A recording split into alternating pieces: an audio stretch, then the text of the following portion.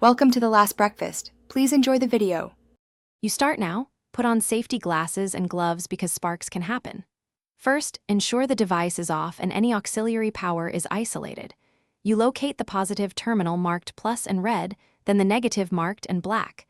This prevents reverse polarity. Once identified, clean corrosion with a wire brush and baking soda solution.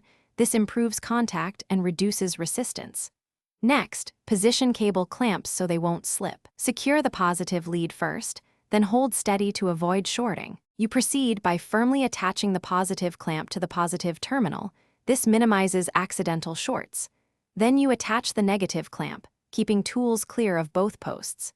Hand tighten the terminal nuts until snug, and once aligned, use a torque wrench to reach the manufacturer's recommended setting, often between 7 and 10 Newton meters, to ensure consistent pressure and avoid stripping threads. Once torqued, apply a thin film of dielectric grease to the terminal and clamps to repel moisture and slow corrosion. You finish by rechecking polarity and clamp tightness. Confirm no tools bridge the terminals. Once done, stand back and power the system briefly, watch for sparks and listen for odd sounds.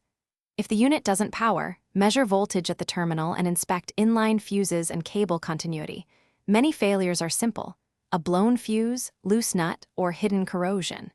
If you see arcing, disconnect immediately and re-clean or replace the terminal. That single troubleshooting step fixes most connection problems.